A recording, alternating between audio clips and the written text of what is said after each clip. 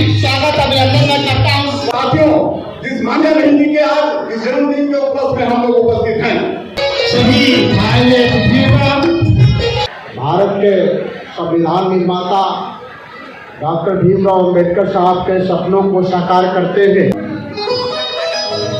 स्वागत करने का काम करें, बजा करके स्वागत करने का काम करें। आपकी हिम्मत कैसे हुई हमारे बाबा साहब का अपमान करने की? मुझे बोलने का अधिकार दिया अम्बेडकर ने, मुझे पढ़ने का अधिकार दिया अम्बेडकर ने, और बोलेंगी तब तक इस दुनिया में रहे जब तक हमारी बिगड़ी हुई काम न बन जाए।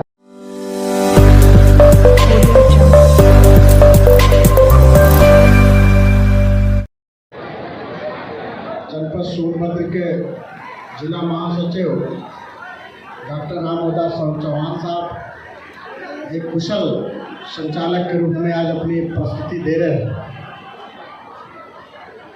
आज कुछ कहने से पहले विश्व गुरु तथागत सिद्धार्थ गौतम बुद्ध के चरणों में श्रद्धा सुमन अर्पित करते हुए भारत के संविधान निर्माता डॉक्टर भीमराव अंबेडकर साहब के सपनों को साकार करते हुए और सामाजिक न्याय के प्रणेता सम्मानित परम पूज्य मान्यवर कांशीराम साहब जी के विचारों को आगे बढ़ाते हुए आज बहुजन समाज पार्टी के राष्ट्रीय अध्यक्ष माननीय हमारी बहन जी के 69वें जन्म दिवस पे आज हम सारे लोग इकट्ठा हुए हैं। जितने भी लोग गांव गिराव के जंगल पहाड़ के क्षेत्रों में अथक प्रयास किया था और उस प्रयास का आज रिजल्ट है आपके सामने कि हमारी जो माताएं एवं बहनें बहुत बड़ी संख्या में तादाद में आज बैठी हुई है। इनके लिए, माताओं के लिए, हमारे बहनों के लिए एक बार जोरदार तालियों से स्वागत कर दीजिए, जो कि आज से हमारे बीच में जाबाज युवा क्रांतिकारी साथी जो बहुजन समाज पार्टी की हम लोगों की वर्तमान की अगर कोई नसीहा है, जो आपकी आज आवाज अगर कोई बन कर करके इस भारत में कोई ताकत बन करके खड़ा है, तो जिनकी जन्मदिन है वो कुमारी बहन मायावती जी की जन्मदिन है। साथी आज का जो दिन है वो बहुत ही ऐतिहासिक दिन है। तो मैं समझता हूं कि अपनी बात को मैं ज्यादा लंबा ना करूं, जैसा कि हमारे नेशनल कोऑर्डिनेटर साहब ने कहा है, आकाश आनंद जी ने दिल्ली में एक बात शब्द कहा है और उस छोटी सी शब्द पर पूरे देश में आग जैसी तूफान खड़ी हो रही है। उन्होंने कहा है कि इतनी लंबी मत खींचो और इतना जो है इतना मत खींचो जैसे द्रौपदी का साड़ी हो। बात समझ रहे हो कि नहीं रहे हो?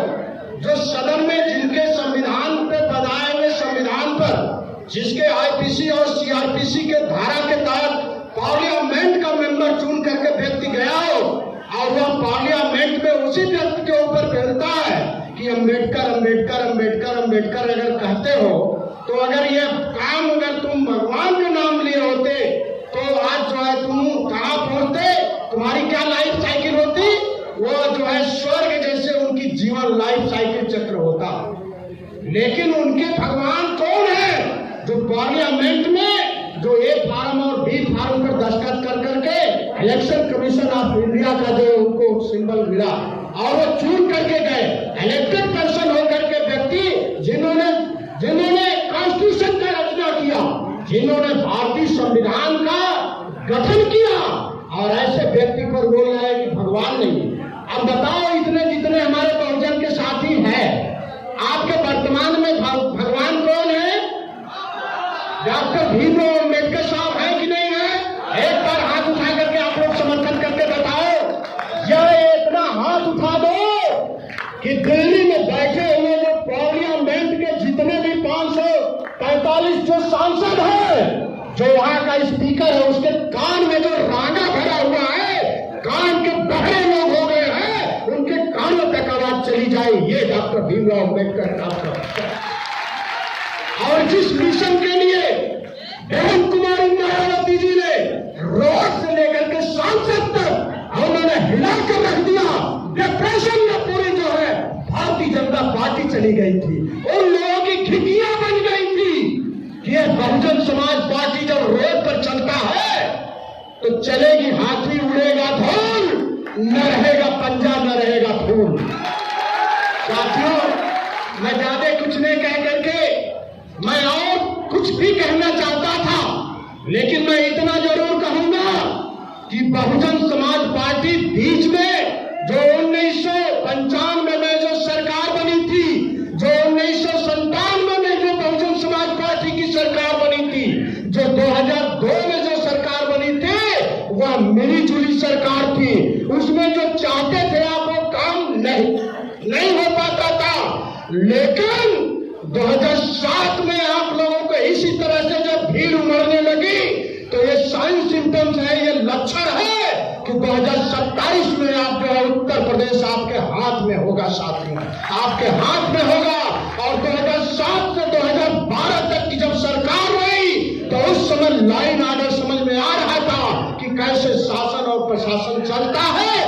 यह बात आयरन लेडी बहन कुमारी मायावती को श्रेय जाता है। साथियों, मैं ज्यादा कुछ न कह करके अपनी बातों को मैं यहीं पर अपने पुराने और जो एक कैडर के साथी और चीफ कोऑर्डिनेटरों को मैं अपना पूरा वक्तव्य देने का समय देता हूं। इन्हीं चंद शब्दों के साथ अपनी बातों को विराम देता हूं। जय भीम, जय संविधान, जय बहुजन समाज पार्टी। धन्यवाद। इस कार्यक्रम के मुख्य अतिथि के रूप में हम सब जैसे कार्यकर्ताओं के प्रेरणा स्रोत, सभी कार्यकर्ताओं से मिलने जुलने वाले, और जब से आप इधर साहब गाजीपुर से चलकर कार्यकर्ताओं के बीच में आए हैं, निश्चित ही हमारे जनपद सोनभद्र में काफी उत्साह हुआ है। हम सबके मार्गदर्शक आदरणीय विनोद बागड़ी साहब का भी मैं स्वागत वंदन अभिनंदन करता हूं। इस कार्यक्रम में उपस्थित हम सबके हाई ब्रांड नेता बड़े भाई डॉक्टर ओपी मौर्य साहब, जो हमारे साथ मंडल के कोऑर्डिनेटर हैं, प्रभारी हैं। एक तरफ बुद्ध की बात करते हैं, दूसरे तरफ उनके लोग बाबा साहब का साथियों अपमान करने का काम करते हैं। हमें सोचने का और समझने की जरूरत है। ऐसे भेड़ियों से हमें सावधान रहने की साथियों जरूरत है। चाहे वो समाजवादी पार्टी हो, भारतीय जनता पार्टी हो, कांग्रेस पार्टी, तीनों पार्टियों ने बाबा साहब का सम्मान करने का काम नहीं किया। अगर बाबा साहब को जिंदा रखने का काम किया तो बहुजन समाज पार्टी के मसीहा मानवर कांसी राम साहब और आज हम सबकी नेता माननीय बहन जी अगर नहीं होती, बहुजन समाज पार्टी नहीं होती, तो आज बाबा साहब का नाम भी हमारे दुश्मन मिटा दिए होते। आए हुए सभी अतिथियों का अध्यक्षता कर रहे माननीय बाबूजी का और सभी साथियों का पूरे जनपद सोनभद्र से काफी ठंडी का दिन है और काफी संख्या में आप लोग आए हैं। निश्चित ही लगता है कि हम लोगों के अंदर उत्साह आ रहा है और कल हम लोगों की मीटिंग माननीय बहन जी लेंगी लखनऊ में। उसके बाद जो भी दिशा निर्देश होगा हम लोग आपके बीच में चलने का काम करेंगे और एक साथ ही आपके बीच में जाकर इस बहुजन समाज पार्टी के साथ साथ सर्वजन समाज के लोगों को हम लोग बताने का काम करेंगे, तभी हमारा कारवां बनेगा। साथियों, अपनी बात मैं इसी पर समाप्त करता हूं। जय भीम, जय भारत, जय बहुजन समाज, जय सर्वजन समाज। साथियों, जिस मान्य बहन जी के आज इस जन्मदिन के उपलक्ष्य में हम लोग उपस्थित हैं, जो मान्य बहन जी की सोच थी आज हमारे महापुरुष हम लोगों के बीच में नहीं है। बाबा साहब डॉक्टर बीआर अम्बेडकर नहीं है, मानव सिंह कांशीराम साहब नहीं है, छत्रपति साहब जी नहीं है, माननीय सावित्रीबाई फुले जी नहीं है। साथियों, तमाम महापुरुष हम लोगों के बीच में नहीं है, लेकिन मान्य बहन जी आज इन महापुरुषों के चिन्हों पर चलकर जो आज इस देश में गरीबों दलितों पिछड़ों उपेक्षित समाज के कमजोर को लड़ाई लड़ रही है, आविष्कार की बात कर रहे हैं। जैसे बाबा साहब डॉक्टर बीआर अम्बेडकर जब इस भारतवर्ष में जब इन गरीबों दलितों पिछड़ों उपेक्षित समाज के कमजोर लोगों की लड़ाई लड़े, आविष्कार की बात किए, जब उन्हें एहसास हुआ कि हमारी बात भारतवर्ष में नहीं मानी जाएगी, तो उन्होंने साथियों 17 अगस्त 1932 को इस ब्रिटिश प्रधानमंत्री सर के तहत इन दलितों को वोट का अधिकार को दिलवाने और मनवाने का काम किया।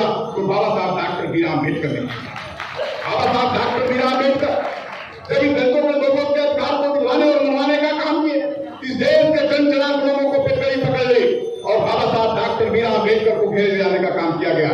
बाबा साहब डॉक्टर बीआर अम्बेडकर सुने विद्वान व्यक्ति थे, उनके दिलो दिमाग में इस बात का असर पड़ा कि अगर मुझे कहीं कुछ हो जाता है तो कहीं न कहीं पूरे देश में करोड़ों गरीब दलित पिछड़े उपेक्षित गरीब भाइयों का भला कौन करेगा। बाबा साहब डॉक्टर बीआर अम्बेडकर इस पर मंथन कर रहे थे कि 20 सितंबर 1932 को उस सजा जेल में जाकर और इस देश के समाजवादी विचारधारा के लोगों ने अपना अनशन करने का काम किए। जातिवादी मानसिकता से ग्रस्त लोगों ने 20 सितंबर 1932 को उस सजा जेल में अनशन करने का काम किए साथियों। और बाबा साहब डॉक्टर बीआर अम्बेडकर को प्राणदान और सिंदूरदान के उपलक्ष्य में खेले जाने का काम किया गया। बाबा साहब डॉक्टर बीआर अम्बेडकर इस पर विचार किए कि कहीं न कहीं हमें कुछ करने की जरूरत है। बाबा साहब डॉक्टर बीआर अम्बेडकर 22 सितंबर 1932 को अयोध्या जेल में गए और बाबा साहब डॉक्टर बीआर अम्बेडकर जाकर वहां जब बैठे तो उन पर दबाव में लाया गया कि कहीं न कहीं आपको तो दलितों को तो वोट का अधिकार